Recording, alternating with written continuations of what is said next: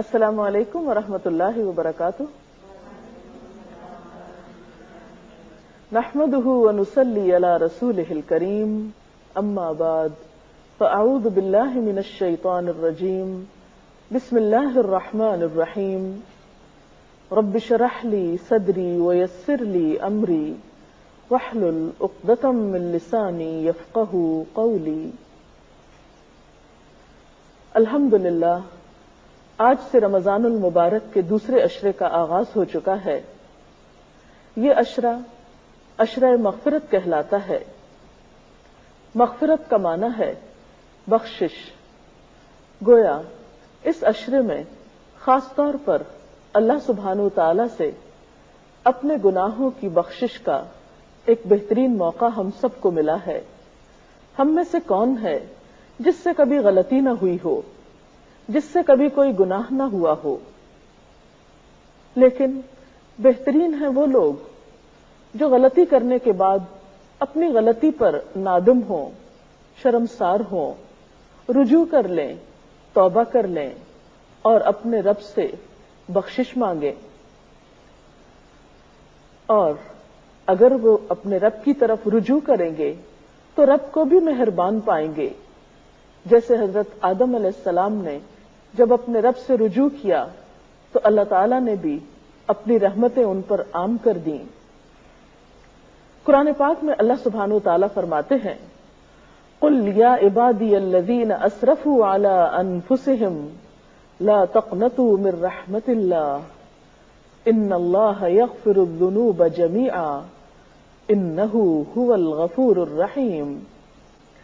اے نبی صلی اللہ علیہ وسلم، آپ کہہ دیجئے کہ اے میرے بندو جنہوں نے اپنی جانوں پر زیادتی کی ہے، اللہ کی رحمت سے مایوس نہ ہو جاؤ. یقیناً اللہ سارے گناہوں کو معاف کر دیتا ہے، وہ تو غفور الرحیم ہے. سورۃ الشورى میں بھی اللہ سبحانہ وتعالیٰ فرماتے ہیں وَهُوَ الَّذِي يَقْبَلُ التَّوْبَةَ عَنْ عِبَادِهِ وَيَعْفُو عَنِ السَّيِّئَاتِ وَيَعْلَمُ مَا تَفْعَلُونَ. اور وہ اللہ ہی وہ ذات ہے جو اپنے بندوں کی توبہ قبول کرتا ہے اور برائیوں سے درگزر فرماتا ہے، حالانکہ تم سب لوگوں کے اعمال کا اسے علم ہے. تو بات یہ ہے کہ جو کچھ بھی ہم کرتے ہیں، جہاں بھی ہم کرتے ہیں، سب کے سامنے کوئی کام کریں یا چھپ کر کریں، وہ تو سب کچھ جانتا ہے. اور پھر کوئی جگہ ایسی بھی نہیں کہ جہاں ہم ان گناہوں سمیت اللہ رب العزت سے چھپ جائیں اور ہم اس کی پکڑ سے بچ جائیں.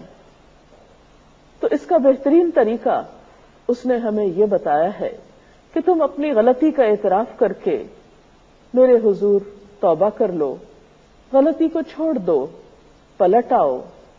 یہی راستہ انسان کے فائدے میں ہے. وہ خود فرماتا ہے یا ایھا الذین آمنوا، اے لوگو جو ایمان لائے ہو، توبوا الی اللہ توبۃ نصوحا، اللہ سے توبہ کر لو، خالص توبہ. عسیٰ ربکم ان یکفر عنکم سیئاتکم، بعید نہیں کہ اللہ تمہاری برائیاں تم سے دور کر دے. وَيُدْخِلَكُمْ جَنَّاتٍ، اور تمہیں ایسے باغوں میں داخل کر دے، تجری من تحتها الانہار، جن کے نیچے نہریں بہ رہی ہوں گی.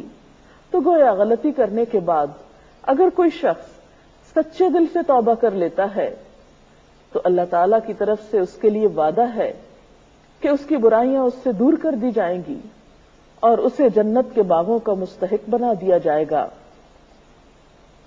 اور رمضان یہ تو ہے ہی سراسر اپنے گناہوں کی معافی کا موقع. نبی صلی اللہ علیہ وسلم نے فرمایا من صام رمضان ایمانا واحتسابا غفر له ما تقدم من ذنبه، کہ جس شخص نے ایمان اور احتساب کے ساتھ رمضان کے روزے رکھے تو اس کے پہلے گناہ معاف کر دیے جاتے ہیں. لیکن اگر کوئی شخص رمضان کا موقع پا کر بھی پھر گناہوں کی بخشش نہ کروا سکے تو ایسا شخص محروم. حضرت کعب بن عجرہ رضی اللہ تعالی عنہ کہتے ہیں کہ نبی صلی اللہ علیہ وسلم نے لوگوں سے کہا تم لوگ ممبر کے پاس جمع ہو جاؤ۔ چنانچہ ہم سب ممبر کے پاس جمع ہو گئے۔ حضور اکرم صلی اللہ علیہ وسلم تشریف لائے۔ جب آپ نے پہلی سیڑھی پر قدم رکھا یعنی ممبر کی تو فرمایا آمین، پھر جب دوسری سیڑھی پر قدم رکھا تو فرمایا آمین، جب تیسری سیڑھی پر قدم رکھا تو فرمایا آمین۔ خطبہ دینے کے بعد جب آپ ممبر سے اترے تو ہم لوگوں نے کہا اے اللہ کے رسول صلی اللہ علیہ وسلم، ہم نے آج آپ سے وہ بات سنی ہے جو کبھی نہیں سنتے تھے۔ آپ نے فرمایا جب میں پہلی سیڑھی پر قدم رکھ رہا تھا تو جبریل امین تشریف لائے اور فرمایا وہ شخص تباہ ہو جس نے رمضان کا مہینہ پایا اور اپنی بخشش نہیں کرائی، تو میں نے کہا آمین۔ پھر جب میں نے دوسری سیڑھی پر قدم رکھا تو انہوں نے کہا وہ شخص خدا کی رحمت سے دور ہو جائے جس کے پاس آپ کا نام لیا گیا اور اس نے آپ پر درود نہیں بھیجا، تو میں نے کہا آمین۔ پھر جب تیسری سیڑھی پر قدم رکھا تو جبریل نے کہا علیہ السلام وہ شخص خدا کی رحمت سے دور ہو جائے جس نے اپنے ماں باپ دونوں کو یا ان میں سے ایک کو بڑھاپے کی حالت میں پایا اور ان کی خدمت کر کے جنت میں داخل نہیں ہوا۔ تو اس حدیث سے پتہ یہ چلتا ہے کہ رمضان المبارک کا مہینہ گناہوں کی معافی کا ایک بہترین موقع ہے۔ اگر کوئی شخص اس موقع کو گنوا دیتا ہے تو وہ شخص سراسر اللہ سبحانہ و تعالی کی رحمت سے محروم ہونے والا ہے۔ اس لیے ہم سب کو اس موقع سے بہترین فائدہ اٹھانا چاہیے، اور یہ بھی یاد رکھیے کہ کچھ گناہ ایسے ہوتے ہیں جنہیں نیکیاں خود بخود دھوتی رہتی ہیں۔ قرآن پاک میں آتا ہے ان الحسنات یذہبن السیئات کہ نیکیاں گناہوں کو مٹا دیتی ہیں، لیکن کچھ گناہ ایسے ہوتے ہیں جن کے لیے انسان کو نیکیوں کے ساتھ ساتھ خاص طور پر توبہ کرنی چاہیے، اللہ تعالیٰ کے حضور دعا کرنی چاہیے، استغفار کرنی چاہیے، اور رمضان اس کا بہترین موقع ہے۔ عام حالات میں بھی اللہ سبحانہ و تعالیٰ کی رحمت کے دروازے ہر وقت کھلے رہتے ہیں۔ حقیقت میں یہ بات انسان کے فائدے میں ہے کہ جب بھی اس سے گناہ ہو، اسے گناہ کا احساس ہو، تو توبہ کرنے میں دیر نہ لگائے، دن ہو یا رات فوراً اللہ سبحانہ و تعالیٰ کی طرف رجوع کر لے۔ حضرت ابو موسیٰ اشعری نبی صلی اللہ علیہ وسلم سے روایت کرتے ہیں کہ آپ صلی اللہ علیہ وسلم نے فرمایا اللہ عز و جل رات کے وقت اپنا ہاتھ پھیلاتا ہے تاکہ دن میں گناہ کرنے والا توبہ کر لے، پھر دن کے وقت اپنا ہاتھ پھیلاتا ہے تاکہ رات میں گناہ کرنے والا توبہ کر لے، حتیٰ کہ سورج مغرب سے طلوع ہو جائے۔ گویا بندوں کی توبہ دن میں بھی قبول ہوتی ہے اور رات میں بھی قبول ہوتی ہے، حتیٰ کہ قیامت آ جائے، کیونکہ قیامت کے آنے پر توبہ قبول نہ ہوگی جب انسان کے سامنے اس کے اعمال آ جائیں گے اور وہ اپنا برا انجام دیکھ لے گا۔ اس وقت پلٹنا کچھ معنی نہیں رکھتا، اس لیے کہ اس وقت تو ہر شخص اپنے گناہوں کو دیکھ کر نادم ہوگا ہی، لیکن وہ وقت تو پھر صرف حسرت و یاس کا وقت ہوگا، ندامت کا وقت ہوگا، توبہ کا وقت نہیں ہوگا۔ ایک اور حدیث میں آتا ہے ان اللہ یقبل توبۃ العبد ما لم یغرغر، اللہ بندے کی توبہ قبول کرتا ہے جب تک کہ اس کا سانس نہیں اکھڑتا۔ توبہ کی شرائط میں سے اہم ترین شرط یہ ہے کہ انسان اپنے گناہ کا اعتراف کرے، کیونکہ اگر کوئی شخص گناہ پر اصرار کرے اور گناہ کو گناہ ہی نہ سمجھے، اپنی غلطی کو غلطی ہی نہ مانے، تو ایسے شخص کے لیے توبہ نہیں۔ حضرت عائشہ رضی اللہ تعالی عنہا کہتی ہیں کہ رسول اللہ صلی اللہ علیہ وسلم نے فرمایا بندہ جب اعتراف گناہ کے ساتھ توبہ کرتا ہے تو اللہ تعالیٰ اس کی توبہ قبول فرماتا ہے۔ پھر اسی طرح آپ صلی اللہ علیہ وسلم جو کہ گناہوں سے پاک تھے، معصوم تھے، لیکن اس کے باوجود دن میں کئی بار توبہ کیا کرتے تھے۔ نبی صلی اللہ علیہ وسلم نے فرمایا، لوگو اللہ کی طرف توبہ کرو اور اس سے بخشش طلب کرو، بے شک میں ایک دن میں 100 مرتبہ توبہ کرتا ہوں۔ اگر اللہ کے رسول صلی اللہ علیہ وسلم کا حال یہ تھا تو پھر ہمارا اپنے بارے میں کیا خیال ہے؟ حضرت عبداللہ بن عمر کہتے ہیں کہ ہم رسول اللہ صلی اللہ علیہ وسلم کی توبہ استغفار گنتے تھے۔ ایک مجلس میں آپ 100 بار کہتے تھے، رب اغفر لی وتب علی انک انت التواب الغفور، اے میرے رب مجھے بخش دے، میری توبہ قبول فرما، تو یقیناً توبہ قبول کرنے والا اور بخشنے والا ہے۔ توبہ نہ صرف یہ کہ انسان کی آخرت کے لیے مفید ہے بلکہ انسان کی دنیا کے لیے بھی سکون کا سبب ہے۔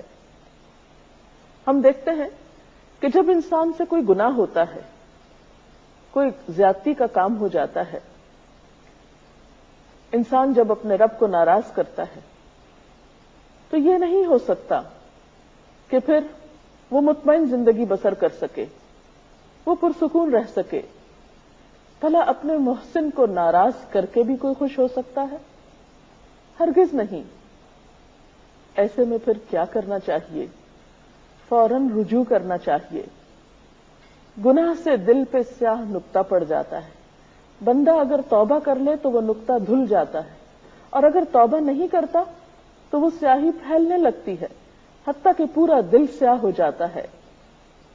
استغفار دلوں کا زنگ دھو ڈالتا ہے۔ حضرت انس سے روایت ہے کہ نبی صلی اللہ علیہ وسلم نے فرمایا، دلوں پہ بھی زنگ لگ جاتا ہے جیسے تانبے پہ زنگ لگ جاتا ہے، اور دلوں کا زنگ دور کرنے والی چیز استغفار ہے۔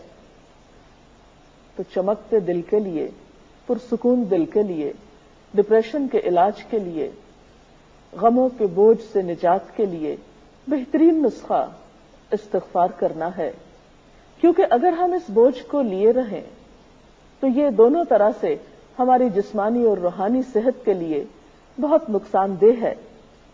ایک شخص آپ صلی اللہ علیہ وسلم کی خدمت میں حاضر ہوا، کہنے لگا، ہائے میرے گناہ، ہائے میرے گناہ، کیونکہ وہ شخص اپنے گناہوں کو محسوس کر رہا تھا۔